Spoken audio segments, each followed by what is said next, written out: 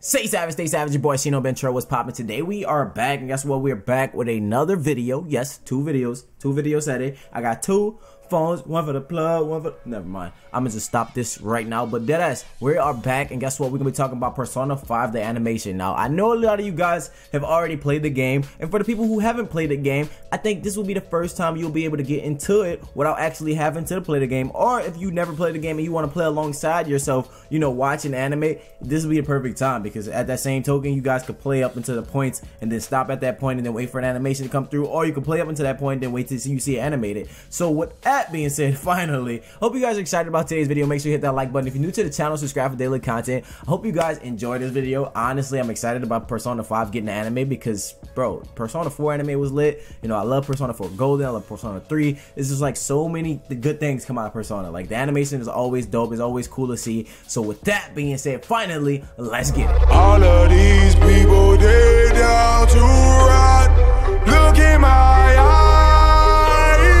No, no, no.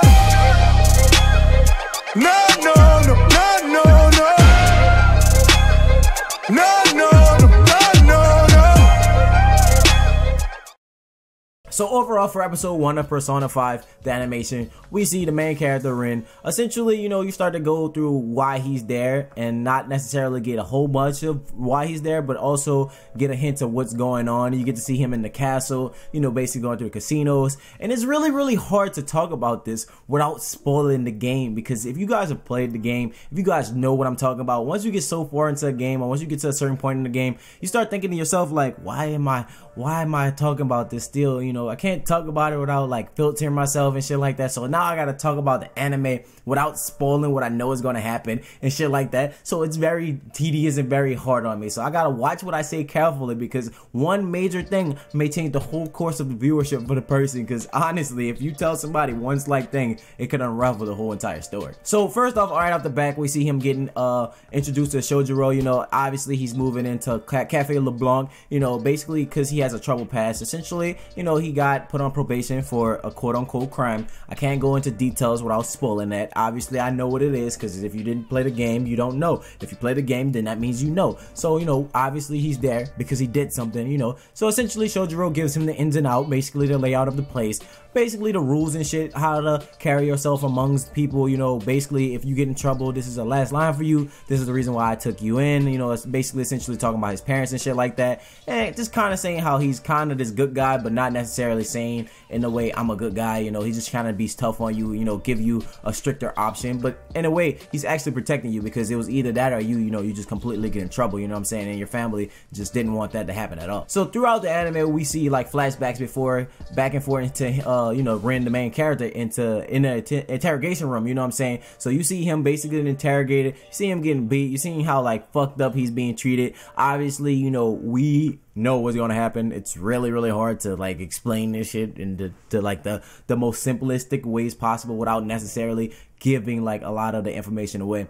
But one thing that we will say is, like, you know, you see him basically going through his trials and tribulations among the legal system, you know what I'm saying, because there are called people, there are tricksters, essentially. You know, we see Igor talk about this in this episode. He talks about how people are tricksters. He talks about how these tricksters usually try to change the fate, or something in the wrong is wrong. They try to go against the grain of the world to fix the world. They go into a cognitive world, or they go into another space, basically essentially trying to fix and, you know, create better problems for the, not better problems, what's a better problem, what the fuck is a better problem, better situations for the world, you know what I'm saying. So like, they're not trying to mess things up, they basically trying to go in, slide in, and fix things. Now, like I said, obviously you see him going back and forth, you see him working with his teammates to escape, you obviously see him get captured. You know, this is basically the introduction of the game, essentially. You know, it's all put into like anime format. Clearly there's moments in the game where you see this anime format to a certain degree, but you know, you don't see like the full process. Now, thinking about this as a whole, right, so what we know as Persona, right, there's a lot of stuff in this game. There's 100 hours in this game,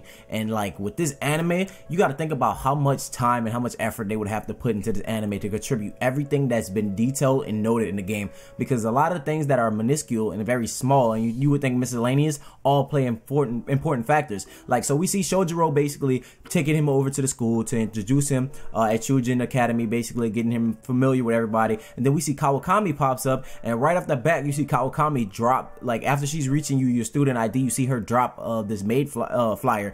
Now, obviously that's a ploy, that's foreshadowing for future, you know, that's for people who've been playing the game, that people who know what's going on, so that's a future reference, you know what I'm saying? Obviously I'm not gonna go into detail, but like I said, this game has so many little niches, little details that you would have to pay attention to that basically unravel certain things. Like obviously some of them contribute to the main mystery, and some of them contain to like smaller things on the side. I know I'm kind of rambling a bit about this, but it's like, you know, how can I not ramble when I'm trying to save you guys from being completely spoiled? Now it's like I said, as you see him introduce himself to Kawakami and shit like that, obviously little small things are noted. You know, as you see Shojiro basically saying the first sign of trouble, you're out. You know, it's basically essentially letting you know the ground rules. This is basically the layout. Obviously we get to see the train accident. You know, obviously we saw it animated if you play the game. If not, clearly you're here. I know I keep going back and forth with that, but it's really one thing that I'm gonna have to keep emphasizing on, that I've played the game, that I'm very far into the game. Obviously I didn't beat the game. I'm pretty much at the end of the game, and I already know what's gonna happen because I've been saying it since the game came out, and a lot of people was like, that's not gonna happen, that's not gonna happen. And we got to the end of the game, everyone's like, oh Shino, how did you know that? I was like, bro, I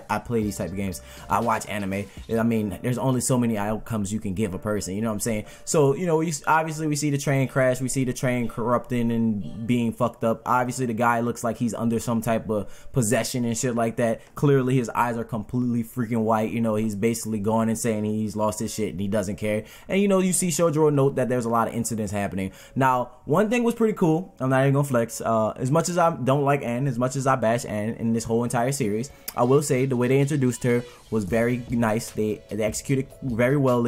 I'm not sure if this is the same way that they introduced her the first time in an actual game, because this time she got like this sakura flower out of your hair, and if I'm not mistaken, in the game it was more of a, you know, oh, we were going to school together, da da da da, and she just kind of mumbling, and you kind of just was listening to her, you know, she said something to you, y'all guys have a little brief moment or whatever, and then Kamashiro pops up and he's basically like, oh, do you want to ride too? And you're like, you don't say nothing, you're like, no, essentially, and then all of a sudden Ryuji pops up, and then that's where things start to take that turn. Now seeing Ryuji up in this is really dope because it's a familiar face. I honestly not like Ryuji's like style, the way he carries himself. Now clearly one or two moments in the game, there's moments where you can go on dates with Ryuji if you get stuck out with like the Hawaii incident. I can't go into super detail, but like I had to note that. So that was weird for Elusive. If you guys know what I'm talking about, if you guys stayed tuned to my stream and you guys heard what Elusive had to do,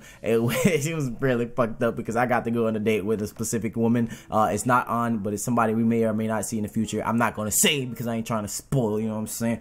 But you know, it's really dope to see these characters that you get to interact with so in depth and in detail in like the games and shit, and now they're on this anime screen and you get to look at it. It's really dope. Like, it's just all panning out. So as that continue, you know, obviously you talk to Igor installed the app on your phone and shit like that. You was looking at the app, you was basically trying to get rid of it. As you see, you talking to Ryuji strikes a whole bunch of keywords basically regarding Kamishiro, and essentially you don't realize what's happening. It's kind of like you accidentally open up the app, you know, and then you seen these people walk up and then you just kind of started paying attention to them. You wasn't really looking at your app and looking at your phone anymore, and essentially it puts you in that cognitive world. It sends you into the distortion, and a lot of the words that Ryuji were using were cognitive words that they needed to find Kamoshiro's palace and shit like that. So as you guys, you know, walk along, obviously you find the palace. Now one thing was so freaking dope was to be able to see like fucking you get your persona like just all tied in with this. Like, don't get me wrong, we saw like some of the same scenes, but like to see it like all tied in with like all anime clips from start to finish, it was really dope. You know, obviously there's some moments, you know, that they like try to slide in there and just to expand the artwork and make it a little bit better, which I think is pretty dope overall. It's just really neat to see all of it put together. Now seeing Arson basically come out, you know, basically saying, I am Dao Thar I vowed the new contract. I know I'm saying this shit wrong, but it was just like, yo, that shit was cold as fuck. Like, I was really dope. It was really dope to see. I'm like really mad that it left me with that cliffhanger note. I just want to see more. That's like I just want more of it. Like, it needs to be a thing. Like, I'm really sad that it just ended so abruptly because, like I said, I know a lot of what's going on. Overall, this is just kind of my first impressions of it. Like I said, I do like Persona 5. I like a lot of the other franchises a lot as well. You know, I think it's going to be really dope. Obviously, the reviews will get more in depth as time goes on, because that way we can discuss certain things. You know, we can talk about certain things that I've seen in the game that I want to bring out to light. Clearly, I can't go in as much detail as I want right now because, you know, you guys are still new to it, or if you guys have played the game already, you know, this is how it has to be. So, you know, just let me know your personal thoughts and your personal opinions. I don't want to really drag this video on too far than what it needs to be, you know what I'm saying, because it's really like an introduction, you know. So watch it. You know, if you play the game, you know what's going on. If you haven't played the game, watch that. Maybe it'll encourage you to play the game, or if you decide to play the game and watch it at the same time, it's the same thing. So, you know, basically let me know your personal thoughts and your personal opinions. These are kind of my first impressions out of it. It looks really good. The art is well put together, and I'm just waiting for it to unfold so I can talk and just blab away. So with that being said, my name is ShinoBeenTrill. Stay true and stay real. I hope you guys have a blessed day, and until next time, see you guys later. Bye.